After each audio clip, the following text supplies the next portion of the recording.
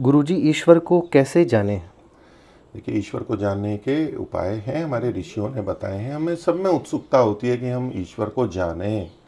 ईश्वर बड़ा महत्वपूर्ण है, बड़ा है, रहस्य है, हम सब बातें सुनते हैं लेकिन पता लगता नहीं है, तो एक उत्सुकता रहती है कि हम जानें। तो हमें ईश्वर को, सही स्वरूप को हम शास्त्रों से जान सकते हैं।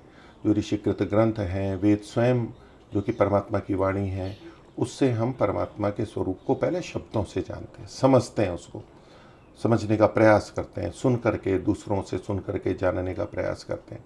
फिर उसमें हम अपनी कुछ उसको अंतर उतारने का प्रयास करते हैं, युक्ति संगति से कि हाँ ये ऐसा हो सकता है, ऐसा होना चाहिए, विचार करते हैं, मनन करते हैं। तो सुनते हैं, पढ़ते हैं, फिर उस पर विचार करते हैं। बहुत सारा विचार होता है, उसमें पक्ष विपक्ष जाते हैं और उसके बाद में फिर हम निश्चय करते हैं, यहाँ परमात्मा ऐसा है। और जब ये निश्चय हो जाता है तो ये परमात्मा को जानने का प्रथम चरण पूरा होता है। ये पूरा चरण है, ये हमने ज्ञान, बौद्धिक रूप से जाना, समझा, और ये भी एक आवश्यक तत्व है, इसको हम जानते हैं।